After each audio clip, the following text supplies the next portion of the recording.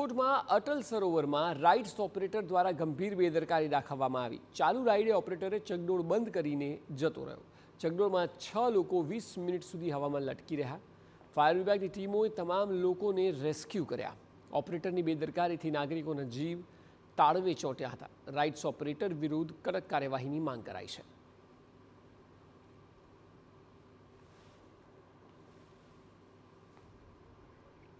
Rides ચાલકની બેદરકારીનો મુદ્દો સામે આવ્યો કે જે આરએમસીના ડેપ્યુટી મ્યુનિસિપલ કમિશનરે નિવેદન આપ્યું। તપાસના આદેશ આપી દેવાયા છે।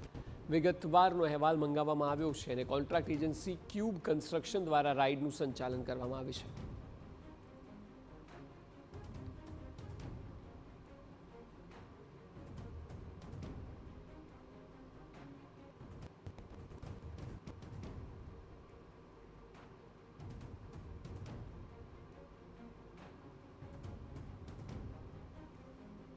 રાજકોટના અટલ સરોવરમાં આવેલ ચકડોળમાં એક પરિવાર 20 મિનિટ સુધી હવામાં લટકતો રહ્યો હતો। ઓપરેટરની બેદરકારીના કારણે તે જે રાઇડ્સમાં જે લોકો બેઠા હતા તેમને નીચે ઉતાર્યા વગર જ ત્યાંથી જતો રહ્યો હતો। મારી સાથે રાજકોટ મહાનગરપાલિકાના deputy municipal commissioner CK Nandani sir છે।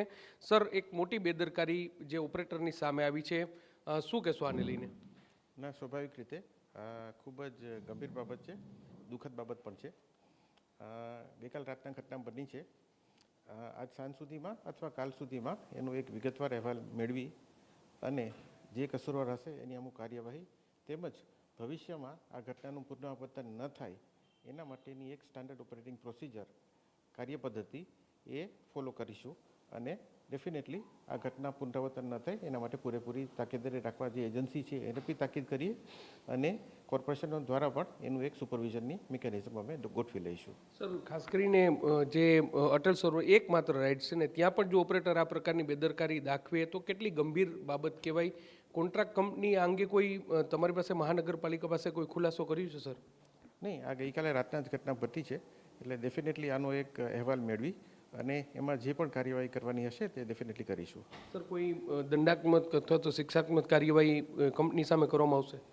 હું એ જ કહું છું કે આપણે એક પહેલાં અહેવાલ મેળવી લઈએ કોની બેદરકારી છે અને શા બાને આ ઘટના બની છે અને એની ઉપરથી 100% આપણે અવશ્ય પગલાં લઈશું। સ્પષ્ટપણે એટલે જે રાજકોટ મહાનગરપાલિકા છે તેમના દ્વારા ગઈકાલે રાત્રે જે ઘટના બની તે અંગેનો વિગતવાર અહેવાલ છે તે તૈયાર કરવા માટેની સૂચના છે તે આપી દેવામાં આવી છે। રાજકોટ મહાનગરપાલિકાના અધિકારીઓ છે તે જે કોન્ટ્રાક્ટ કંપની છે તેમની સાથે વાટાઘાટ કરી અને તેમની પાસે જે વિગત છે ને ત્યારબાદ જો કોન્ટ્રાક્ટ કંપનીની બેદરકારી હશે તો તેમની સામે કાર્યવાહી કરવામાં આવશે। ભવિષ્યમાં આ પ્રકારની ઘટના ન બને તે માટે રાજકોટ મહાનગરપાલિકા છે તેમના દ્વારા જે સુપરવિઝન થાય મહાનગરપાલિકાનું તે પ્રકારની પણ કાર્યવાહી કરવામાં આવશે તેવો દાવો કરવામાં આવી રહ્યો છે।